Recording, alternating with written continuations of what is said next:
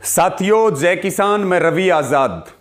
एक बार फिर केंद्रीय कृषि मंत्री नरेंद्र तोमर जी बोले और नरेंद्र तोमर जी ने किसानी को और किसानों को खत्म करने का ठेका ले रखा है हिंदुस्तान से। तोमर जी बार बार बयानबाजियां करते रहते हैं, भाजपा के लोग, भाजपा के मंत्री बयानबाजियां करते रहते हैं और तोमर जी ने कहा कि कानून वापसी पे बात नहीं होगी, कोई और प्रस्ताव है तो किसान नेता लेकर के आए। यह सीधे तौर पर वो कई बार बोले।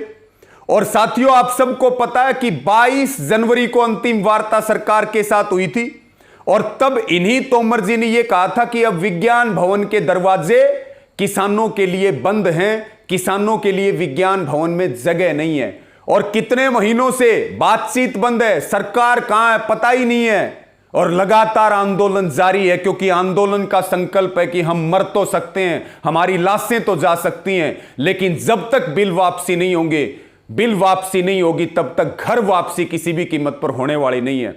और हम तोमर जी को फिर स्पष्ट कर दें, हमारे नेताओं ने और संयुक्त किसान मोर्चा ने भी स्पष्ट की है कि शर्त लगा करके हम वार्ता नहीं करेंगे। खुले मन से बातचीत कीजिए, हम बात करने के लिए तैयार हैं। और बातचीत भी हमने बंद नहीं की, बातचीत भी सरकार ने बंद की है और शर्तों के साथ तोमर जी किसी भी कीमत पर बातचीत करने वाले नहीं हैं। यह भी हमारा सीधा आपको जवाब है और यह आपको अपने दिमाग में बैठा लेना चाहिए। दूसरी बात, आप मंत्रिमंडल के विस्तार के बाद आपने कहा कि हम एपीएमसी मंडियों को मजबूत करने के लिए 1 लाख करोड़ रुपए के बजट का प्रावधान कर रहे हैं। हरियाणा की 4 जिलों में एपीएमसी मंडियों को तोड़ दिया गया। मध्य प्रदेश में 40% मंडियों को बिहार में पहले से खत्म कर रखा है, उत्तर प्रदेश के अंदर खत्म कर रखा है। जब खरीद ही नहीं हो रही, मंडियां ही नहीं चल रही हैं, तो फिर एपीएमसी मंडी मजबूत कैसे होंगी? और जो आप 1 लाख करोड़ रुपए, क्योंकि आपको जाना जाता है जुमलेबाजी के लिए, आपकी सरकार को जाना जाता है झूठ बोलने के लिए, आंखों में धूल झोंकने के लिए, तो फिर ये 1 लाख करोड़ का केवल और केवल झुनझुने हैं जो आप बार बार कभी पेट्रोल डीजल पे दिया करते थे, रसोई गैस पे दिया करते थे। यह सीधे तौर पर बेवकूफ बनाने वाली बात है किसानों को। आपको अगर मंडियां टूटी हुई देखनी हो तो आप हरियाणा के अंदर आ जाइए, मध्य प्रदेश के अंदर चलिए, उत्तर प्रदेश बिहार के अंदर चलिए। इसलिए किसानों को बरगलाना और बहकाना बंद कीजिए। और तीसरी बात आपने कही, हम किसानों का सम्मान करते हैं, हम किसान आंदोलन को बहुत संवेदनशीलता के साथ लेते हैं। आपकी यही संवेदनशीलता कि 600 हमारे किसान शहीद हो चुके हैं। प्रधानमंत्री जी के मुंह से, आपके मुंह से एक शब्द नहीं निकला।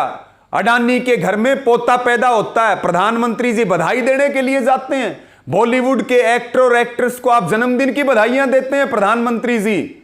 और जो इस देश का अन्नदाता है, जिसके बच्चे सीमाओं पर खड़े हैं, जिसके बेटे और बेटियां खेल के मैदान में दुनिया में हिंदुस्तान का नाम रोशन कर रहे और खुद दिन रात हाथ गड़ा करके पूरे देश का पेट भरता है, आपके पास उनके लिए 1 मिनट का समय नहीं है। आप संवेदनशीलता की बात करते हैं। सीधे तौर पर आप ना शहीद किसानों के लिए बोले, बल्कि आंदोलन को बदनाम करने के लिए आरएसएस, बीजेपी और आपकी सरकारें षड्यंत्र रचने के लिए पीछे नहीं रही। आपने इतिहास में सबसे ज्यादा षड्यंत्र रचे हैं और इसी आंदोलन ने आपकी कारगुजारियों को पूरी दुनिया और पूरे देश के सामने रख करके बताया है कि आप क्या हैं और क्या करना चाहते हैं। आप देश बेचना चाहते हैं, लेकिन ना जमीन बिकेगी, ना जमीर बिकेगा, ना नस्ल खराब होगी, ना फसल खराब होने देंगे। आंदोलन चलेगा, 3 काले कानूनों की वापसी तक चलेगा, एमएसपी के कानून तक चलेगा